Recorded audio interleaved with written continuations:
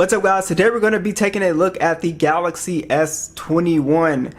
This is a phone that, I had a few requests to take a look at this phone, even though, I said in a previous video, I do prefer the S21 FE for the better battery life and the extended software support.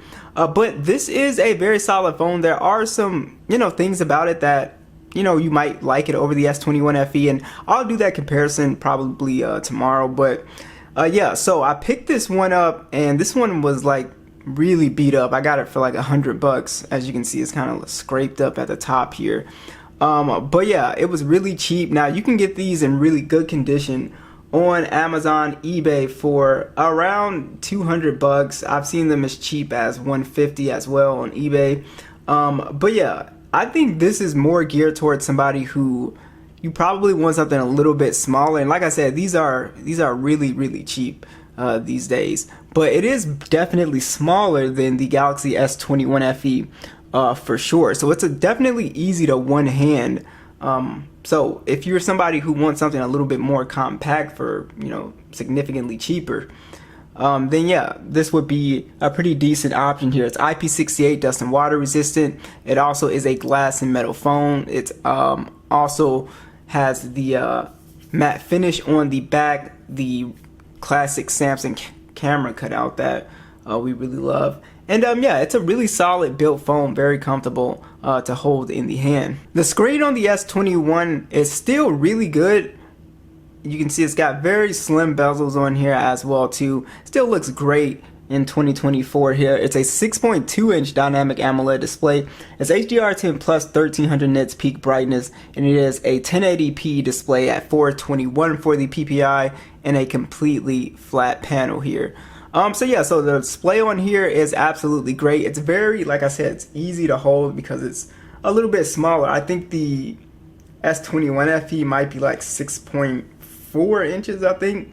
Yeah, so this one, it is definitely noticeably smaller, and also since the battery is lighter, this is a, it's not as heavy as well too, so it's a lighter phone, and it's just easier to carry around. You can kind of put this in your pocket, you really don't feel it. But yeah, I absolutely love the display. The max brightness is definitely enough where it's not really an issue if you're at the beach or just outside in direct sunlight. So it's a very vibrant and nice, 120 hertz display, so I have no issues with this panel. Now this phone got the Android 14 One UI 6.1 update. Didn't get any of the AI features besides the circle to search feature. But yeah, the overall software experience is blazing fast on this phone. It's a really fast phone. I think Samsung did a fantastic job with the One UI update as well. I really think for these older devices, it really has helped with standby time. It probably didn't help with battery life that much, but standby time has been really good on these older devices now. So that's why, sometimes the update can be a hit or miss, but this one was really good. I think this was one of the best updates we've had in a while. Yeah, so One UI 6, of course, you got all your flagship features on here, Samsung desktop support, and pretty much everything you would find on the flagship models.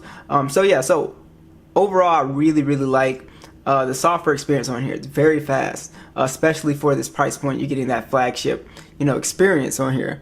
Now, I do want to talk about the overall specs on here as well too. So this was a Geekbench score we just did, and here is the, you can compare the price here to your phone if you're thinking about buying it. And yeah, we're getting really good scores on this one. It is performing great, and I'll go ahead and launch PUBG for you guys. Alright guys, when it comes to gaming performance on here, now what I do like about the S21 FE is that you do have the Snapdragon AAA processor. You have the 128 gigs of internal storage, 8 gigs of RAM on the base model compared to the FE6. But also guys, you do have on here, it's just better optimized. For some reason, even though the S21 FE has the same processor, this one can do PUBG at 90 frames, which the S21 FE cannot do. So yeah, gaming performance is definitely going to be a little bit better on here, just because it's just better optimized, and this is across the board: Call of Duty, Fortnite, PUBG, whatever. And yeah, so that's one thing that I've noticed with this particular phone. So that there is also, a very interesting thing within itself. But yeah, gaming performance on here is rock solid. with all of these AAA phones, if you do like a lot of intensive stuff, they do tend to get warm. But you know, for me personally, I've never had any type of crashing or overheating problems for the most part, honestly. So this is still a great phone for gaming. Like I said, if you get it for $150, that's real steal. But this is excellent for anybody who's gaming on a budget trying to game competitively. You do have dual speakers on the S21 FE. I got them at max volume.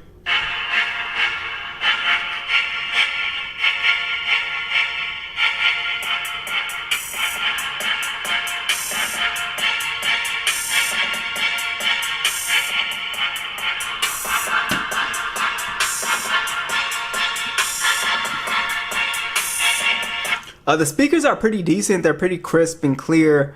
Decent amount of bass, nothing too crazy, but these are overall solid speakers. They're very clear for the most part.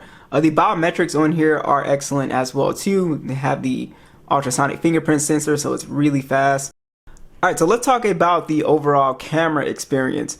It's still a really good camera experience here in 2024. It's got a 12 megapixel standard, a 64 megapixel telephoto, 3x hybrid zoom with a 12 megapixel ultra wide. It shoots in 8K 24 with a 10 megapixel selfie that shoots in 4K 60.